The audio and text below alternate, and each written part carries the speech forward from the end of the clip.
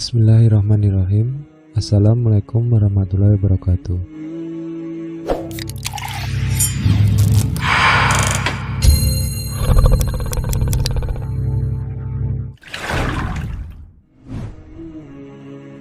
Pada masa kehidupan Nabi Musa alaihissalam, terdapat seseorang yang menjadi pelayan sekaligus murid Nabi Isa alaihissalam dan juga belajar kepada Nabi Musa alaihissalam.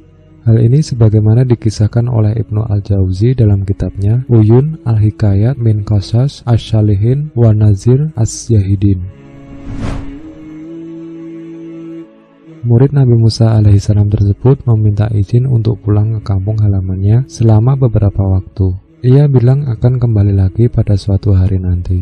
Nabi Musa alaihissalam pun mengizinkan orang tersebut untuk pulang ke kampung halamannya. Sesampainya di kampung, murid Nabi Musa tersebut mulai berceramah dan menyampaikan pelajaran-pelajaran yang pernah diterimanya ketika belajar kepada Nabi Musa alaihissalam. Dan setiap kali selesai berceramah, orang itu mendapatkan imbalan uang hingga ia pun akhirnya berhasil mengumpulkan banyak harta dari ceramahnya. Karena lama tidak ada kabar tentang murid tersebut dan tak kunjung kembali, Nabi Musa pun mulai menanyakan kabar sang murid. Akan tetapi, tidak ada satu orang pun yang bisa memberikan jawaban terkait keadaan muridnya yang izin untuk pulang itu. Hingga pada suatu hari, Nabi Musa alaihissalam sedang duduk-duduk di sebuah tempat. Tiba-tiba ada orang yang lewat di depannya sambil menggandeng seekor kelinci dengan seutas tali yang terikat di leher kelinci tersebut.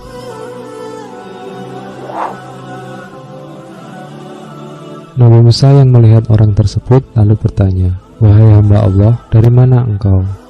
"Saya datang dari kampung ini, wahai Nabi, dari kampung si Fulan," jawab orang tersebut. Mendengar jawaban sang laki-laki, Nabi Musa kembali bertanya, "Jadi engkau kenal dengan si Fulan itu?" tanya Nabi Musa. Si Fulan yang dimaksud adalah murid Nabi Musa alaihissalam tadi. Laki-laki tersebut kembali menjawab, "Betul. Dan kelinci yang saya gandeng ini adalah si Fulan itu." Mendengar jawaban tersebut, Nabi Musa terkejut lalu berdoa kepada Allah Subhanahu wa Ta'ala, "Ya Tuhanku, kembalikanlah dia pada wujud aslinya, supaya saya bisa bertanya kepadanya tentang apa yang telah dia perbuat hingga menjadi seperti itu." Karena kejadian tersebut, Allah Subhanahu wa Ta'ala lalu berkata kepada Nabi Musa alaihissalam, "Seandainya semua nabi mulai dari Adam sampai Muhammad juga meminta kepadaku hal yang sama seperti yang engkau minta, supaya aku kembali mengubah orang itu ke wujud aslinya seperti semula, tentu aku tidak akan melakukannya. Aku melakukan hal itu kepadanya karena dia menggunakan agama untuk mencari dunia." Allah Subhanahu wa Ta'ala sangat membenci orang-orang yang menggunakan agama hanya untuk mencari kesuksesan di dunia semata. Karena tujuan agama bukan mencari kesuksesan dunia semata, tetapi juga akhirat. Namun di era sekarang, justru banyak sekali orang yang menggunakan agama untuk mencari kesuksesan dan memperkaya dunia. Mulai dari dakwah yang bertarif sekian juta dan juga menjadi imam yang juga memasang tarif. Padahal memperjuangkan agama Allah Subhanahu wa Ta'ala adalah sebuah kewajiban dan jaminannya jelas kemuliaan di sisi Allah Subhanahu wa Ta'ala.